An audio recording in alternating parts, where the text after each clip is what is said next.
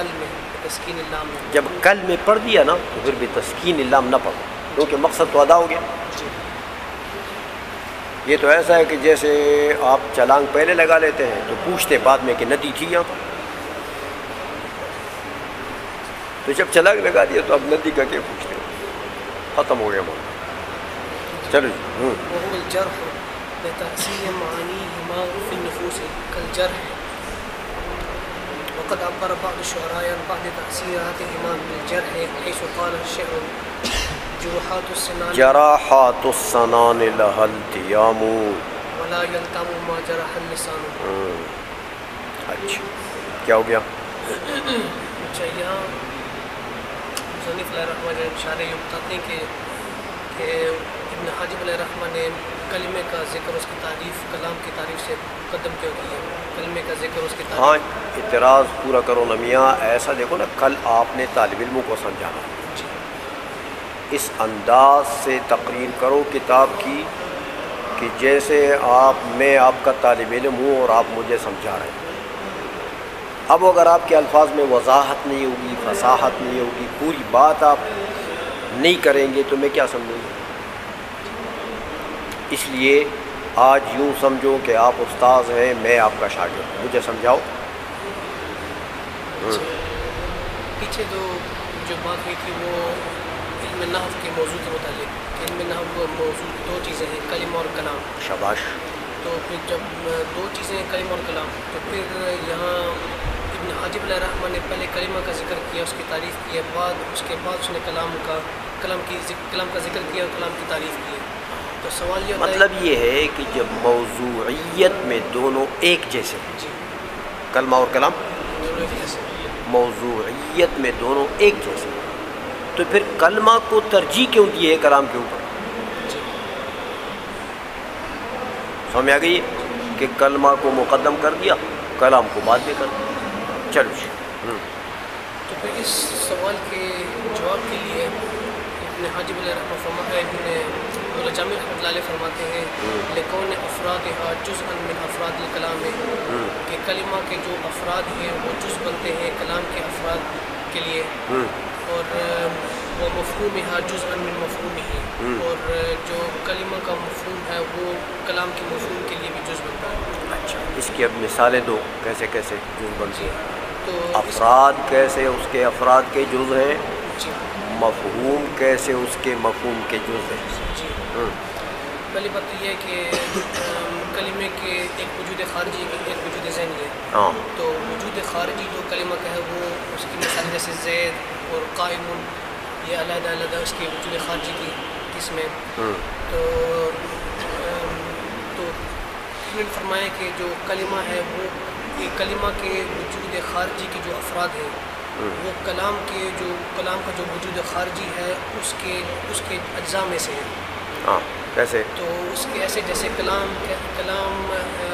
کہتے ہیں ما تضمن کلمتین بالاسناد، اس کو چھوڑو ابھی نہیں، وہ تو مفہوم کی بات ہے۔ جی ہاں اچھا وہ اس کا مفہوم ہے۔ جی جیسے زید قائم، ہاں یہ پورا کلام ہے، یہ کلام کا وجود خارجی ہے۔ وجود خارجی ہے جی۔ ہاں تو اس کلام میں کلمہ کے وجود خارجی کے دو افراد پائے جاتے ہیں، ہاں ایک زید اور ایک قائم۔ ہاں ایک زید ہے کلمہ جی موجود خارجی، جی، اسی طرح قائم بھی ایک وجود خارجی ہے کلمے کلمہ کا، اس کا جز بن رہا ہے، جز جملہ ہے۔ ہاں تو یہ ظاہر بات ہے کہ زید اس کی جز ہے جی کلام کی، یا قائم اس کی جز ہے۔ جز ہے، تو وجود خارجی کے اعتبار سے کلمہ جز ہے وجود خارجی کلام، یہ تو اس کی مثال یہ ہو گئی ہے۔ اچھا مفہوم یعنی وجود ذہنی، مفہوم کا معنی وجود ذہن، کلام کا یا کلمے کا وجود ذہنی۔ وجود ذہنی جو ہوتا ہے یہ کلی ہوتا ہے، تو یعنی مفہوم کلی جو ہے نا وہ کلمہ کا مفہوم کلی یہ جز بنے گا کلام کے مفہوم کلی کے جز کے لیے۔ تو کلمہ کا مفہوم، کلمے کا مفہوم کیا ہے؟ لفظ وضع لمعنى مفرد، جی یہ اس کا مفہوم ہے۔ جی تو یہ تو کلی تو ہے ہی ہے۔ جی ہاں تو کوئی بھی لفظ ہو نا، جی کلی ہے نا، جی جی۔ اس کے نیچے کئی افراد ہیں۔ ہاں تو اسی طرح کلام کی تعریف بھی ہے کہ کلام کا مفہوم کیا ہے؟ کلام کا مفہوم یہ ہے کہ ما تضمن کلمتین بالاسناد۔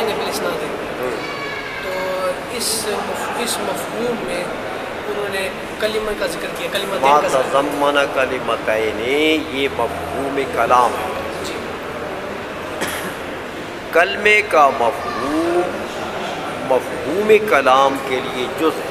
جی، کیوں جز ہے؟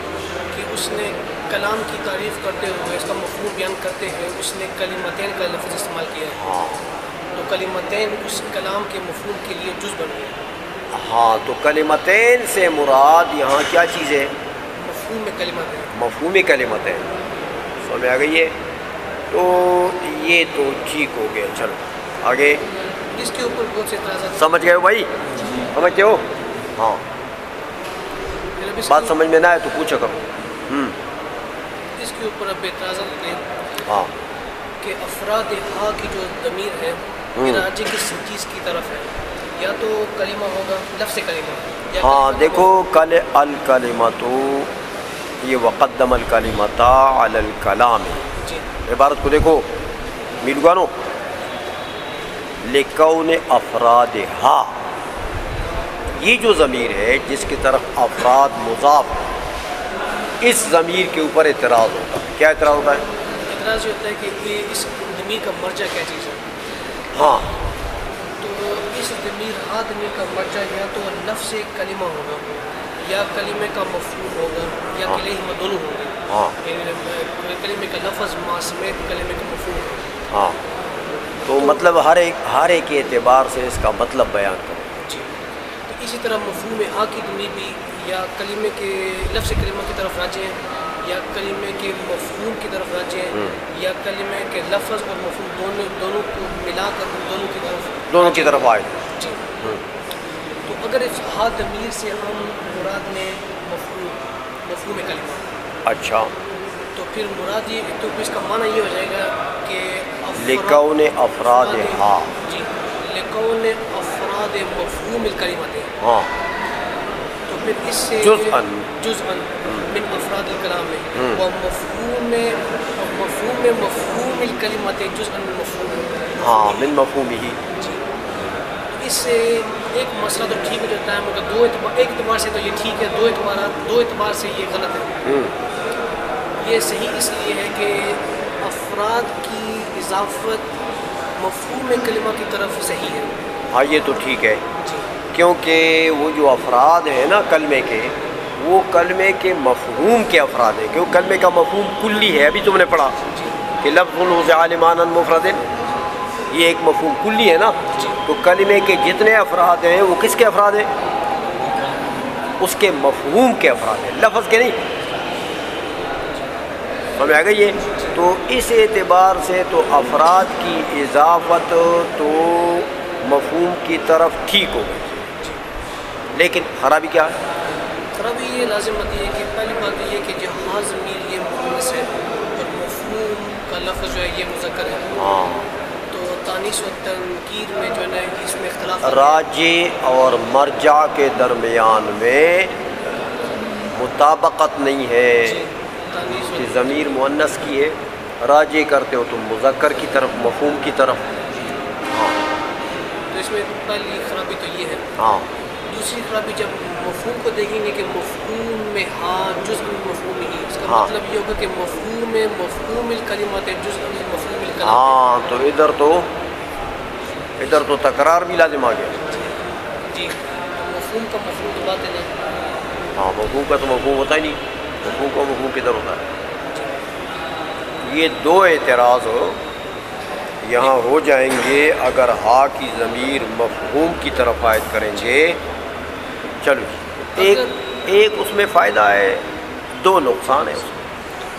آگے اگر اس ہا ضمیر کو افراد ہا اور مفہوم ہا دونوں کی جو ہا ضمیر ہے اس کو ہم راجع کریں گے لفظ کلمہ کی طرف، مفہوم کلمہ نہیں لفظ کلمہ، ہاں، تو پھر اس سے دو اعتبار سے تو یہ ٹھیک ہے، ایک اعتبار سے یہ غلط ہے۔ ہاں، یہ ٹھیک اس لحاظ سے ہے کہ مفہوم ہا کی ضمیر جب راجع ہو جائے گی لفظ کلمہ کی طرف تو اس کی مفہوم کی اضافت لفظ کلمہ کی طرف صحیح ہو جائے گی، یعنی مفہوم لفظ الکلمات جزء من مفہوم الکلام ہے۔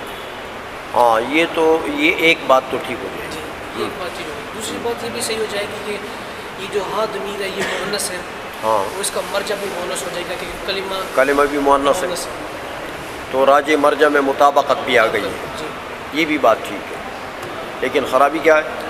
خرابی یہ آ جائے گی کہ جب افراد کی اضافت کریں گے لفظ کلمہ کی طرف تو پھر یہ اضافت صحیح نہیں رہے گی، اس لیے کہ افراد کے لکون افراد الکلمہ لفظ الکلمات جزء من افراد الکلام ہے۔ ہاں یہ ہو جائے گا، عبارت یوں ہو جائے گی کہ پھر تو مطلب یہ ہوا کہ یہ افراد لفظ کے ہیں، محض لفظ کے غیر مفہوم، ہاں تو افراد لفظ کے ہیں، نہیں مفہوم کے ہوں گے۔ تو یہ خرابی یہاں لازم ہو جائے گی کہ افراد کی اضافت لفظ کلمہ کی طرف ہو گئی، تو یہ تو ٹھیک نہیں، افراد تو لفظ کے نہیں ہوتے۔ اچھا آگے، اگر ہم کہیں کہ ہا ضمیر کا مرجع لفظ کلمہ مع مفہوم کلمہ، یعنی دونوں ہیں، دونوں ہیں، ہاں لفظ اور مفہوم دونوں ہیں، جی تو پھر خرابی یہ لازم آتی ہے کہ ہا ضمیر یہ واحد مؤنث ہے، ہاں ضمیر مفرد کی ہے، مفرد کی ہے، ہاں اور وہ راجع کرتے ہو تثنیہ کی طرف، تثنیہ کی طرف، تو راجع مرجع میں مطابقت نہیں ہے، جی ایک دوسرا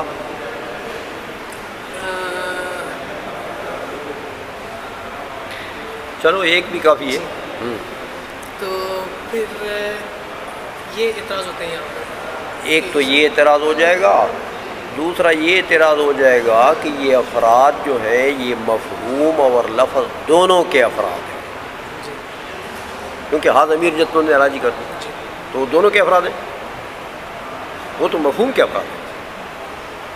افراد کا تو مطلب یہ ہوا کہ بابا جو بن گیا نا افراد کا، وہ دو چیزیں بن گئی ہیں، جی لفظ بھی مفہوم بھی، دونوں کا مجموعہ، کیونکہ یہ دونوں کے مجموعے کے افراد ہیں، افراد تو صرف مفہوم کے ہیں، جی کلی تو وہ ہے، جی یہ آ گئی ہے؟ اچھا چلو، تو پھر اس کا جواب یہ دیتے ہیں کہ یہ جو مولا جامع رحمہ کا جو یہ کلام یہ عبارت ہے یہ من قبیل استخدام ہے، یہ علم بدیع کا ایک قانون ہاں کہ اگر صنعت استخدام علامہ جامی نے یہاں اختیار کیا ہے، وہ کیا؟ کہ ایک چیز ایک لفظ کے جب دو معنی ہو، دو مختلف معنی ہو، تو اس کو جب ہم عبارت میں ذکر کریں گے تو اس کی ایک معنی کی طرف یا تو ایک مثلا ایک اس میں ظاہر سے اس کے ایک معنی کی طرف ہم ایک ضمیر کو راجع کریں اور دوسری ضمیر سے اس کے دوسرے معنی کی طرف راجع کریں تو یہ بھی صحیح ہے، اس میں کوئی خرابی لازم نہیں آتی۔ میاں صنعت استخدام اس کو بھی کہتے ہیں، دو قسمیں صنعت، ایک یہ کہ ایک لفظ کے دو معنی، جب اس لفظ کو صراحتاً ذکر کرو گے، اس میں ظاہر سے ذکر کرو گے تو ایک معنی لے لو، اور جب اس لفظ کی طرف ضمیر عائد کرو گے تو دوسرا معنی لے لو، اس کو صنعت استخدام کہتے ہیں علم بدیع میں۔ یہ جو تم پڑھتے ہو نا مسلمانی، اس کے آخر میں فن بدیع، وہاں یہ محسنات بدیعیہ کہلاتے ہیں، اس سے کلام میں خوبصورتی آتی ہے۔ اگر آپ یہ فنون استعمال کریں گے نا ان چیزوں کو تو کلام میں خوبصورتی آتی ہے، اس لیے محسنات کہتے ہیں، محسنات کہتے ہیں۔ چلو جی پھر تو پھر جو پہلی ضمیر ہے افراد ہا کی ضمیر، ہاں اس کو ہم راجع جو مفہوم کلمہ کی طرف، ہاں یہ جب ہم نے ذکر کر لیا تو یہاں کیا لیا؟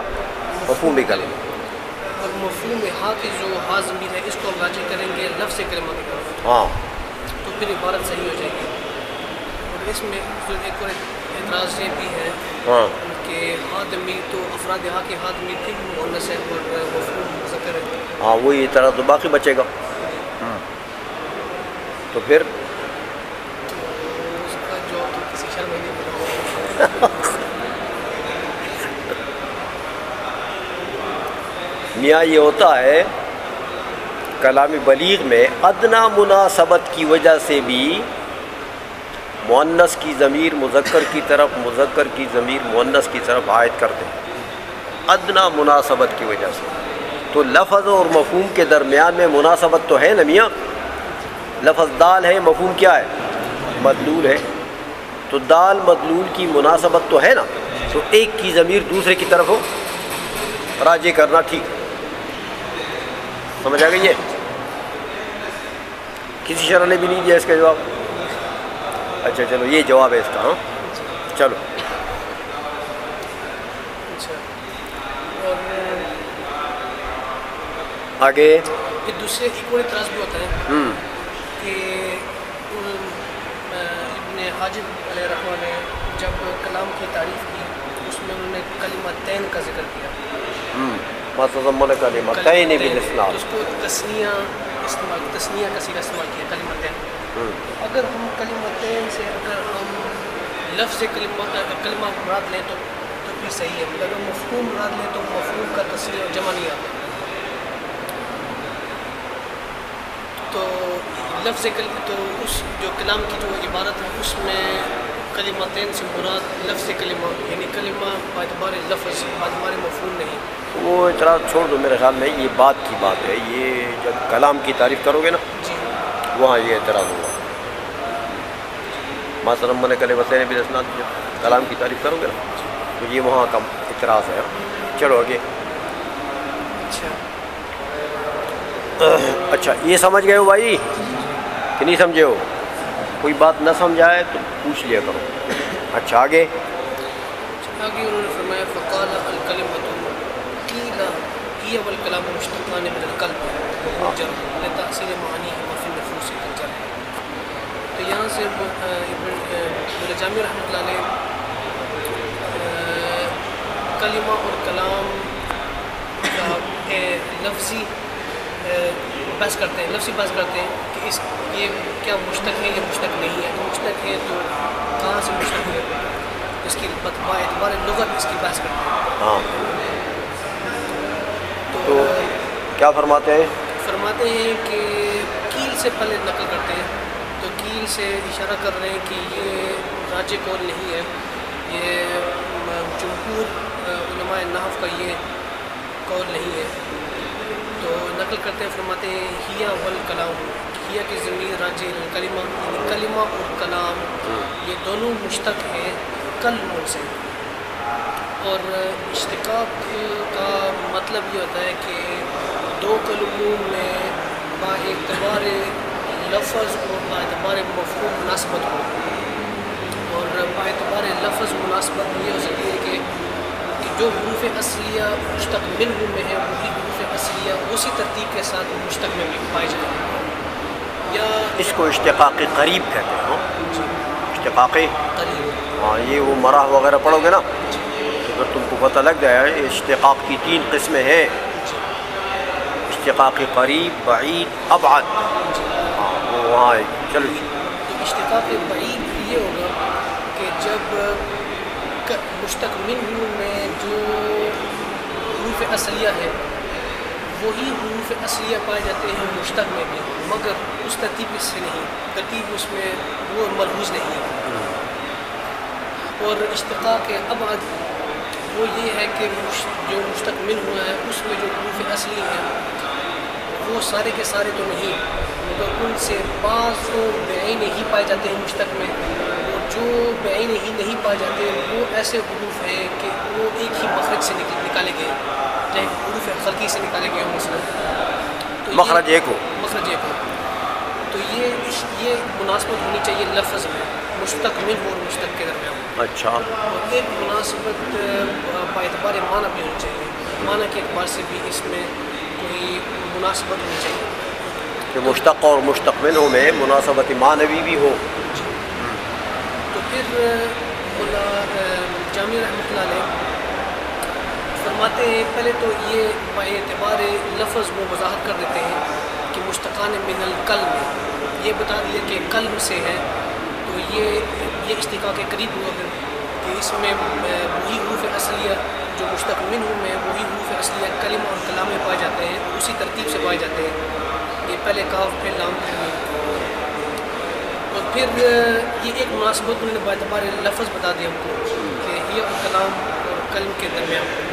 تو پھر جب پھر فرماتے ہیں کہ مشتق من اور مشتق کے درمیان میں صرف باعتبار لفظ مناسبت کافی نہیں ہے، مگر باعتبار مفہوم بھی کچھ مناسبت ہونی چاہیے، تو اس کا ذکر کرتے ہیں اور فرماتے ہیں کہ اس کا جو مناسبت ہے اس کو یعنی سمجھنے یہ سے اعتراض کا جواب دیتے ہیں کہ بھائی ٹھیک ہے لفظی مناسبت تو ہے لیکن معنوی تو نہیں ہے.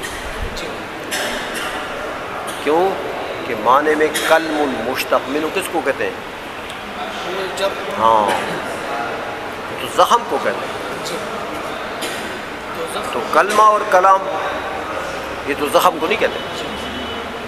یہ ایک اعتراض ہوتا ہے کہ چلو ٹھیک ہے لفظی مناسبت تو تم نے بیان کر دیے لیکن معنوی مناسبت تو نہیں ہے. ہاں اس کا جواب دیتے ہیں. کیا جواب دیتے ہیں؟ اللہ تو فرماتے ہیں کہ کلم اس کا مطلب وہ الجرح. ہاں یہ تو کلم تو اس یہ جرح کہتے ہیں، جو لفظی معنی جو کلم کا بتا دیا کہ وہ زخم کہتے ہیں. ہاں تو پھر ان دونوں کے درمیان جو تاثیر جو ان دونوں کے درمیان جو معنی مناسبت ہے اس کا بیان کرتے ہیں کہ تاثیر معنی ہما فی النفوس ہے الجرح ہے. اس سے بیان کریں کہ ان دونوں میں معنی مناسبت کیا ہے. تو فرمانے لگے کہ جیسے کلمہ اور کلام دونوں مؤثر ہیں، جیسے جرح مشبہ بھی کو کرو نا، جیسے جرح مؤثر ہوتا ہے، مشتق منہ کا معنی پہلے کرو. ہاں مشتق منہ جیسے مؤثر ہوتا ہے. ہاں یعنی زخم کسی کو پڑ جائے جی تو اس کے بدن میں تاثیر علم کرتا ہے نا، وہ درد ہوتا ہے. درد ہوتا ہے. اس جو جرح جیسے جرح کی تاثیر علم ہے، جیسے جرح کی تاثیر اس کا اثر جو ہے وہ علم ہے، اسی طرح کلمہ اور کلام بھی مؤثر ہے نفوس میں، نفس میں. کہ جیسے جرح نفس میں تاثیر کرتی ہے علم یعنی درد کے اعتبار سے، اسی طرح کلمہ اور کلام بھی تاثیر کرتے ہیں نفس میں.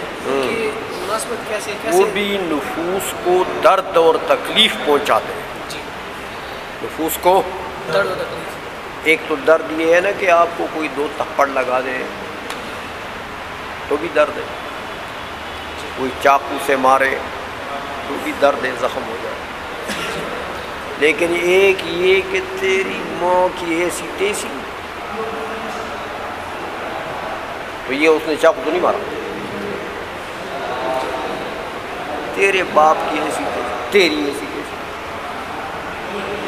تو اس نے چاقو تو نہیں مارا، نہ تپڑ مارے. لیکن اب وہ شریف آدمی ہوگا، زرداری جیسا ہوگا تو نہیں، اس کو کوئی پرواہ نہیں. لیکن شریف آدمی ہوگا تو اس کو تکلیف نہیں پہنچے گی.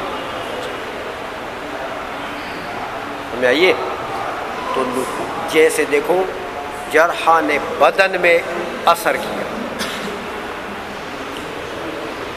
اور تکلیف پہنچی، اسی طرح کلمہ کیا کرتا ہے؟ کلمہ اور کلام یہ نفس میں تاثیر کرتا ہے. کیسے تاثیر کرتا ہے؟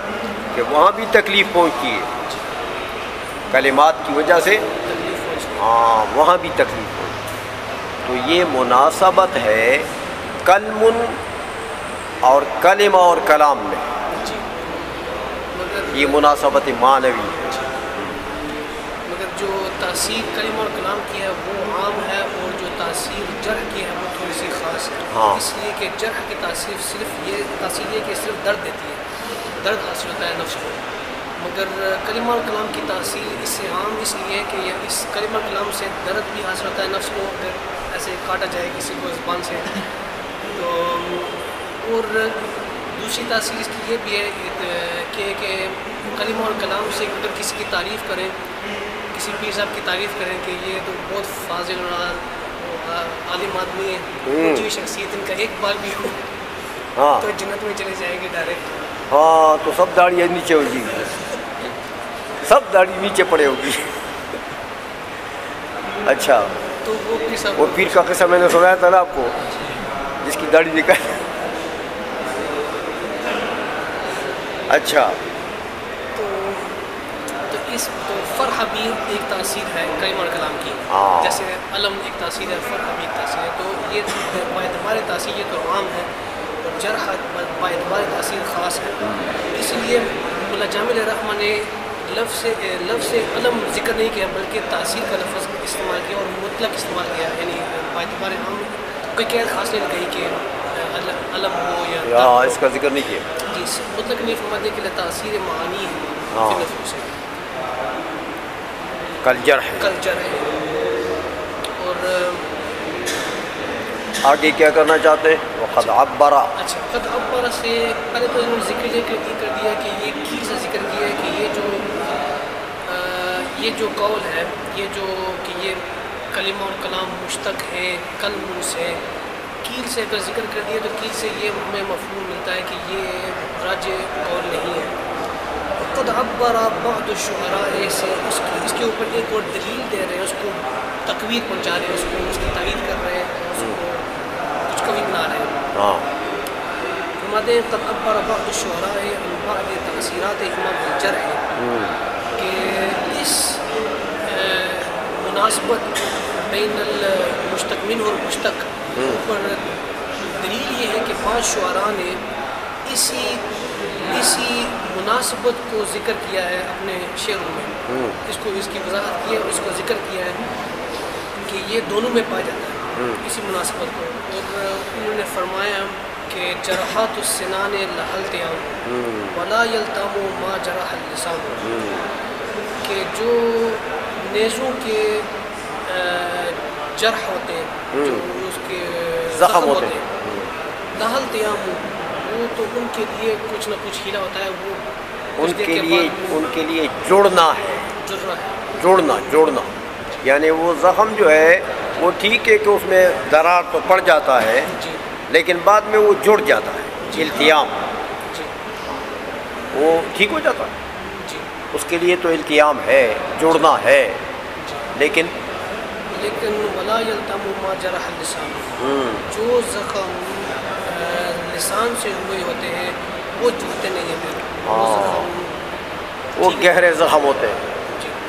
جس کا دل تم نے نفس جس کو زخمی کر دیا، ولا یلتم کہتے ہیں وہ زخم نفوس والا جڑتا نہیں ہے. تو مطلب یہ کہ وہ اتنا گہری تاثیر ہے اس کی. تو کلمے اور کلام کی تاثیر گہری ہے بنسبت